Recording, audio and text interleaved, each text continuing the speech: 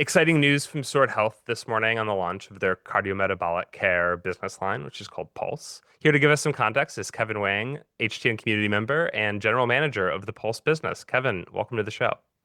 Thanks, Martin. Longtime listener. Excited to be a first-time caller. Yeah. Well, we really appreciate you taking the time on what I'm sure is a exceptionally busy day for you to come chat with us and give everyone a little bit more context on the business. So, for those of us in the audience who maybe haven't been following the Sword story as closely as we ought to have, can you give us a little history of the company and what clinical areas you started off focusing on and where you're focused now? Sword Health started in 2015, but didn't enter the US market until 2020. And a big part of that was, I think, the company's commitment to really getting the research and the R&D right. Sword actually started from our CEO, Virgilio Bento. It was part of his PhD project, but actually went a lot longer than that because when he was a kid, his brother got into a pretty horrific car accident, and the recovery of that accident actually was almost more painful. It was a time where, they were blocked by different specialists. There was difficulty in accessing care for rehabilitation, and that really showed him that, we needed a way to make healthcare as accessible as turning on the lights in your home, and providing a greater sense of abundance. So first PhD, he really focused on how did he develop with our co-founders a way to make care easier and asynchronous, and that ended up being the first Sword product. At the time, it was digital physiotherapy. It has now evolved into what we call Thrive, which is AI care for musculoskeletal health. They entered the US market in 2020, and the timing was uh, almost right, but also unfortunate because, of course, March 2020 is when the world changed with COVID. But it really accelerated the growth because we suddenly had a large marketplace of self-insured employers and insurers who were like, we need the ability to provide musculoskeletal support from home or from wherever our members and employees are at. Um, the business has since grown at an incredible rate, and Sword has continued to add products to its portfolio. Shortly after we entered the US market with Thrive, our CEO worked to then introduce a new women's health product called Bloom, which was pelvic health therapy. Recently, actually announced expansion to provide more comprehensive women's health across all life stages. And then from there, we've added on other solutions, including mental health support. And as of this week, we announced Pulse, which is our cardiometabolic health solution. So the cardiometabolic space is an exciting space to be in right now. Lots of activity at the policy level, lots of activity from at the payer and the provider level, lots of companies trying lots of different things. Can you talk a little bit about where you and Sword more broadly are seeing the opportunity and how you're differentiating from other folks in this space? Yeah, I think it's not a surprise that cardiometabolic conditions impact a massive amount of kind of the global population, but especially in the US population. I think it's about 185 million Americans have some sort of cardiovascular disease. It's about by 2050 going to be 60%. So if you compare that to musculoskeletal, we always say one in two people will have some sort of musculoskeletal issue in their lifetime. We do see that Pulse essentially could actually be a larger amount in terms of the prevalence of disease in America. The interesting thing is, for a long time, we've had a movement health solution called Move in the market. And when we originally developed it, it was designed for low acuity pain and injury avoidance. That was because we saw in our own data, where with our MSK product, for example, we had a lot of people who are doing 200 sessions, 400 sessions with us. But when we actually launched into market, we noticed something interesting, which is about three-quarters of the people who were signing up were obese or overweight. More than half of the people had some sort of cardiometabolic condition. And the member testimonials that we saw were pretty eye-opening. It was people saying, hey, my cardiologist took me off antihypertensives for the first time, or hey, I went from a size 22 to a size 16. Um, and one of the favorite moments since I've taken on this role, for example, is like every week I get four or five user stories, and I personally will write like a thank you note to those members to like see the stories and how they've how it's changed their life. And we really saw that as an opportunity where movement is a core pillar for support, but it is not the end all be all. I think we could have done and can continue to do a lot more to support those members around sleep and stress management, around nutrition, around medication adherence, around self-awareness of their conditions through vitals tracking. And so that gave us the conviction that it wasn't just enough to add those features onto an existing product. This would be a total reinvention of the product in of itself. And so that gave us the conviction to really build Pulse. A second narrative really is that we have significantly invested in what we're calling Chapter 2 of Sword. Chapter 1 was really AI to support sessions for individuals. So, for example, when you're doing physical therapy, you don't have to be on a Zoom call or like literally in person with a physiotherapist. We have AI that can actually help guide you during those sessions and providing real-time feedback.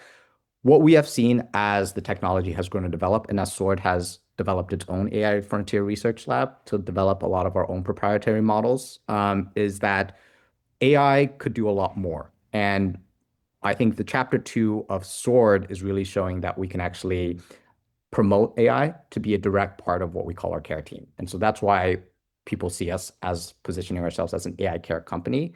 And in the products themselves across kind of the whole suite of solutions, but especially with Pulse, we do see our AI health specialist called Phoenix as a central part of the care team, alongside a human specialist to deliver the support and engagement that really only AI can do around helping our members with lifestyle and behavior change. One of the things that caught my eye in the press release was the outcome-based payment program. Can you talk a little bit about the context on that and how that's going to work? Yeah, so Sword has been, I think, really early around, I guess, putting our money where our mouth is. And I think it was about 2 years ago when we announced our outcomes-based pricing model, which is essentially we charge kind of one lump sum amount. You can imagine it as like an episode case rate, where 50% is charged to our clients at program activation. So after a member signs up and when they either meet with a physiotherapist or do their first session, and 50% when we get to clinically significant outcomes. And that differs generally depending on the solution that we offer. Um, from our standpoint, we viewed this as the next logical step. There's ROI performance guarantees that Sword provides, et cetera. But at the end of the day, we needed to be aligned with what made the patients or the members feel better and tie our financial success around that. And that's not just because it's a good marketing and a good go-to-market motion, but it's also a forcing function for internal product teams to not just think about how do you do engagement and retention, but how do you specifically get members to change their behaviors in a way that's directly tied to the clinical outcomes that we care about, that we know also generates return on investment for our clients. One of the things the press release mentions is the role of GLP-1s. I think it would be impossible to talk about cardiometabolic disease without talking about GLP-1s.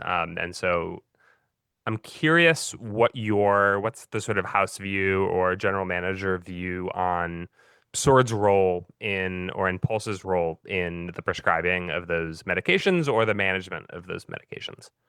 Yeah. I mean, it's no secret that I think GLP-1s are a miracle drug. Like, who would have thought that like a lizard saliva would allow us to like see these amazing impacts? I think the issue generally has been that GLP-1s are often prescribed in a vacuum. Like, yes, you could say like there's some counseling or there's a piece of paper that goes out around that. But what we've generally seen is that either people don't stick to GLP-1s for the entire duration and the weight quickly comes back. And maybe those are because, they have GI side effects or other symptoms that make them less comfortable, or maybe they hit their goal weight and they stop and then quickly yo-yo back. The other concern is that we've seen that people generally tend to lose a lot of lean muscle mass while they're on GLP-1. So I think the stats are that about 40, up to 40% of the weight loss associated with GLP-1s is actually attributed to lean muscle mass. And if you think about a senior population, that actually is quite concerning because it can impact bone mineral density and muscle mass there. I think it was ChinMed at like a conference that said they actually stopped prescribing GLP-1s to their Medicare Advantage population because they saw such an increase in hospitalizations, potentially like attributed to falls. And so we really did see the role that Pulse could have in providing GLP-1 wraparound support ensuring that, they have protein-focused nutrition, ensuring that they're doing resistance exercises to maintain their muscle mass, alongside, behavioral support around their different lifestyle adaptations, so that if they ever wanted to go off GLP-1s, it was more sustainable. And there's been a lot of clinical trials to support that when you combine GLP-1s with a lifestyle support program, you do see better outcomes and better results than if it was just GLP-1s alone. Um, and to date, we're already partnered globally with, for example, pharmacies in the United Kingdom, where I believe the NICE guidelines actually require pharmacists to provide some type of counseling. And so we're already providing that GLP-1 support today. In the future, by year end, our goal is to have the ability to also prescribe and manage those medications. Um, it won't be available initially at launch, but it's something as a capability that we are heavily investing to deliver on this calendar year. So as someone who's, has one step, I live in DC, one step in the policy world, one step in the health tech world, in health tech nerds. One of the things I've noticed taking a step back is, okay, we had the Kaya acquisition, so furthering your footprint for Sword in MSK, expansions into behavioral health. I think you had some announcements about that this week. It's just been nonstop news from Sword recently. And then the cardiometabolic program, which also has this outcome-based pricing. All of this kind of rhymes with the access program. I'm curious, not looking for any breaking news or announcements here, but just philosophically, how you're thinking about that model and the broader government payer segment. Yeah, I mean, we really love what Jacob and Abe are doing at CMMI around the access program. I think it's the right thing to do to open up these new technologies and new services to the Medicare population and the senior population. I liked Chris Klomp's recent interview, as well as at the Better Medicare Alliance, where he views technology as a deflationary mechanism. How that actually comes to play and how CMMI actually was able to estimate the prices is something I would love to get better insight into as well. But it's a very much aligned with Sword's vision of technology should be used to make people's life better, to make it more accessible, without needing to worry about, a 24-day wait time to see a PCP. Um, and we're very much aligned with the outcomes-based pricing model. We did that before access was a thing. It is very much something that we are continually invested on.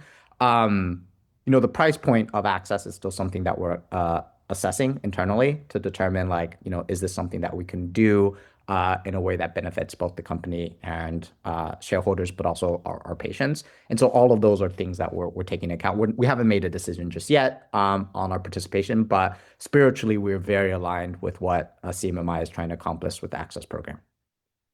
Okay, so last question from you, or for you rather. You've been a Health Tech Nerds community member from the beginning. And Yeah, I remember when it was still Kevin O'Leary's newsletter, and I yes, remember that first email I sent, which was like, "Hey, it would be great if there was a Slack channel so we can nerd out about this with other people." And it's been amazing to see how that journey has grown. Shout out to Health Tech Nerds because it literally got me my job at Sword. I remember speaking with Kevin at the time, asking for advice about "Hey, how do I transition from traditional care delivery into something like health technology?" So I really do owe my entire career to health tech nerds. and I in turn owe my current job to you. And so it's a real circle of life moment. So you had this great story. You started at basically the leading MSK system, HSS. You then moved to Sword when it was focused on MSK, and now it's this AI care or AI enabled care delivery model. We hear a ton about AI all the time. Everyone's talking about it in their press releases and their earnings calls. My sense is that there's still some distrust from the world you left, the more established academic medical centers and healthcare centers.